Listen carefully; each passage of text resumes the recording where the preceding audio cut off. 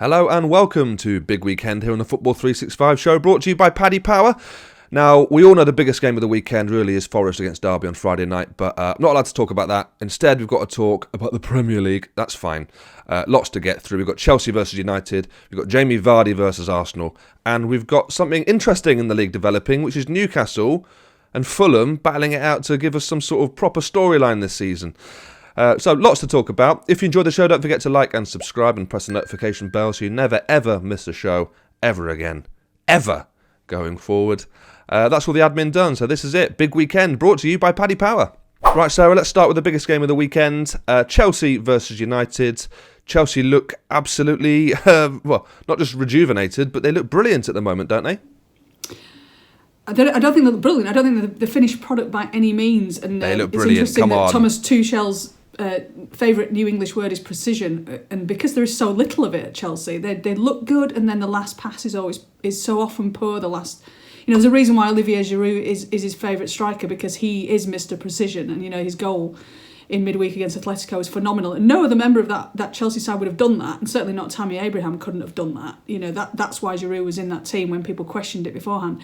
So they're not perfect, but what they do have is a structure that they didn't have under Lampard. Lampard's Chelsea did okay sometimes, but they almost thrived occasionally in that chaos that they created. There's no chaos under Tuchel. It's all about structure. It's all about formation. It's all about discipline. And quite quickly, despite the fact they've clearly not had a great deal of time to train, I think that's their 9th game in a month this weekend, which is a hell of a start when you take over a new club that's in a little bit of disarray. And yet, unbeaten, not conceding many goals, that is really impressive to have that sort of turnaround so quickly, to look so structurally good. And you can only imagine if they look so structurally good, the rest of it will come. The sort of the bits of magic. You guess that sometime or other they're going to score 3, 4, 5 because it'll all click in one day. And I think that will happen. It won't happen against Man United, I don't think. I think what we might see, Man United don't have that kind of structure. They don't have that kind of plan. So they'll try and force Chelsea into something far more chaotic than Tuchel is happy with. I don't think they'll manage quite that. I think they'll do a better job than Atletico did in pulling them out of position. But I still fancy Chelsea in this game. I think they're on a run. And United have struggled so much against the big sides this season. They don't look good. It's like they lose their confidence, and that lack of structure really does show up in these games.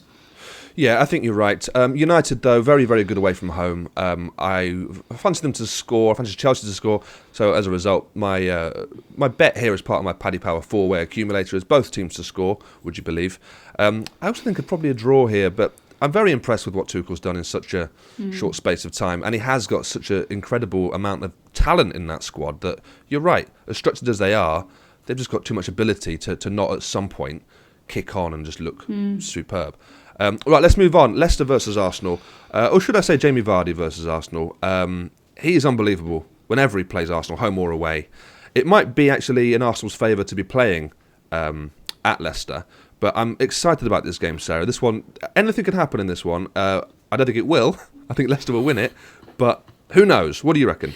Anything could happen as long as it's Jamie Vardy scoring. I think he's got 11 in 12 in the Premier League against Arsenal, which is a phenomenal record. I mean, a phenomenal record against any team, but against a side that's been in the top half for the entirety of the time that Vardy's been in the Premier League. Yeah. They are frightened to death of his pace. They've got nothing to match it. Pablo Mari might be a bit quicker than he might be. He might fancy himself to keep pace with Vardy. But I don't think so. And also, the way that Arsenal want to play, they might have changed the way they play going forward a little bit and rely a bit more on pace in that counter-attacking, but they do like to play from the back. And Arteta's desperate for them to pass the ball from the back. Vardy's going to sniff out a mistake as quickly as anything. You can so see it, can't you? You can so see one of those Arsenal defenders dallying on the ball for a split second too long and Vardy nipping in. And, if there is an archetypal Leicester goal against Arsenal, it's probably that one. But why, in that case, though, what I don't understand, we saw this last week with Everton, Liverpool, and Ancelotti had Pickford playing very few balls out from the back and instead going more direct to beat the press. Why would Arsenal not do that against Leicester? Is it just something Arteta would not sacrifice, do you think? I think so. I think the difference is, there's a reason why Carlo Ancelotti is sometimes known as the chameleon, because he does change his tactics according to where he is, who he's playing. He doesn't have a style that much. Whereas Arteta is still right at the beginning of his career, and he's desperate to create this sort of style.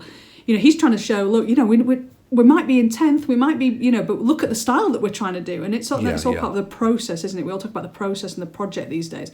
And part of that is making it look like Arsenal want to play football from the back. And I can't imagine him saying, do you know what, Burn, this time, go long. I think they'll just stick with what they do. And unfortunately, it's going to be their downfall against a striker as quick as Vardy. Yes, and unsurprisingly, Vardy anytime is my bet there. Right, let's move on. Sheffield United versus Liverpool. I mean, we talk every week, it seems, about Liverpool's demise. If there's no turnaround now against Sheffield United, then when's it going to be? You'd think this is the one, wouldn't you? Got to be. They're at least going to come out of that dire run of results in the Premier League. They have to win this. I mean, and I do think they will. I think they're not playing terribly, but that little bit of something, that 5% is missing at both ends of the pitch at the moment, unfortunately. Yeah. The underlying numbers suggest they're not terrible. They're just, A, the finishing is not quite where it was, and B, obviously defensively, they're not quite there. And for me, they're still trying to play that high line as if they had Virgil van Dijk, and it's the same thing with the Arteta thing. I don't understand why Jurgen Klopp, who's a very experienced manager, obviously very, very good, much cleverer than we are at this thing, and yet, as outsiders, we look at that high line and go, why on earth are you doing that when you don't? But sometimes you have a blind spot, don't you? Sometimes you're too close to it, and I understand that. Yeah, I think so. It can only be that, because obviously he knows more about it than we do. But we're sat here watching it and going, well, that looks suicidal to me. Why? We can see already that the likes of Kabak just not quick enough to play that high line. He's a guy who already looks haunted. He's only been there 5 minutes. I mean, the great thing about Sheffield United is they've got no pace. Unless they play Ollie Burke, which, I mean, they could do, I suppose, but his finishing is not great anyway. But if they, what Liverpool want is them to play a McGoldrick or, someone of that ilk where, it'll be easy enough to mark. They don't want a load of, Sheffield United don't specialise in a lot of runners behind a high line. But Chris Wilder might try that this weekend. He might try playing Ollie Burke. He might try playing Rhian Brewster even. I was going to say, Rhian Brewster, that perfect narrative to score against Liverpool, wouldn't You would have thought so. I suppose it depends what kind of character he is. I mean, Chris Wilder will know that better than we do as to whether he will, will he be cowed by that or will he be, motivated by it. But I would fancy Liverpool to win this and just to have that, even if it's just an illusion that things are getting better. Just get a foothold, isn't it? It's just getting a foothold back in the season, I think. I think my bet here is going to be both teams to score no. I think Liverpool will finally keep a clean sheet and get a positive result. Right then, now, it's been a good season. I've enjoyed this season, don't get me wrong. But it looks like Man City are running away with it. It looks like West Brom and Sheffield United are pretty much done. I think we probably agree on that. Maybe there's a bit of drama in the top 4 race, but the real drama now for me, and the real saving grace, potentially, is the battle between Fulham and Newcastle for who avoids that 3rd relegation spot. Talk me through Newcastle's game this weekend. They're at home to Wolves, and they've got a couple of players back. Is that going to help? I think this is probably one of the fixtures they would quite fancy to sort of try and pull away again from Fulham.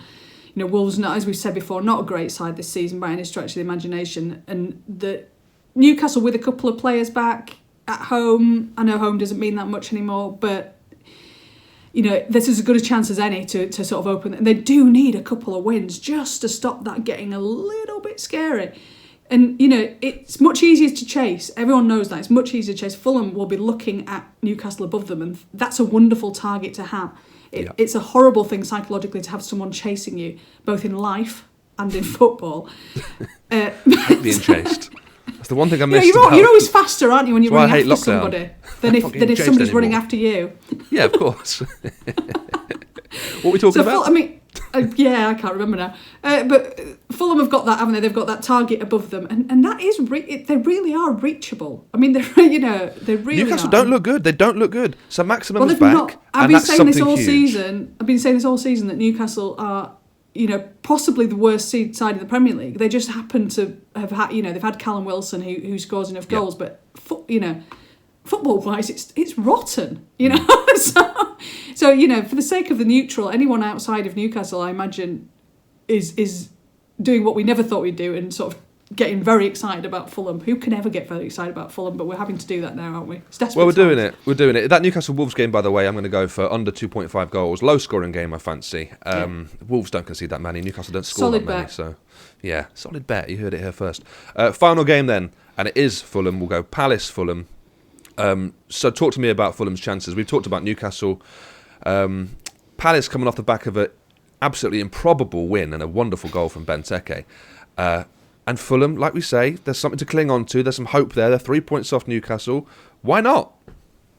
Why not, indeed? And this Fulham side is based on that defence, isn't it? They started the season so badly, but they've literally changed the entire defence. They brought players in.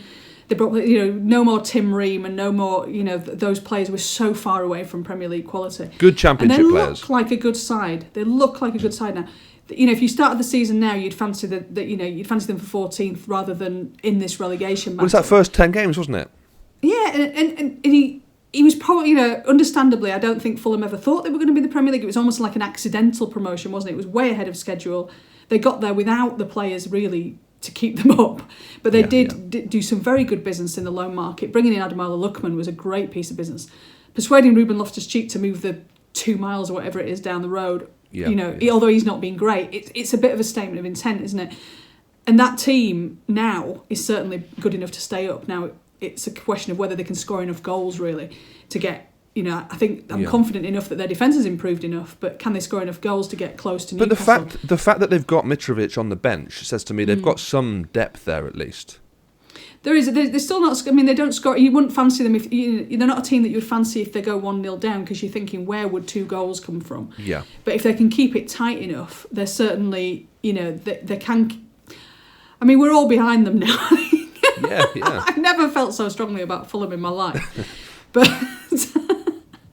And Palace, Palace, you never know what's going to happen with Palace. That win against Brighton defied all logic, and certainly defied anyone who puts any faith in XG.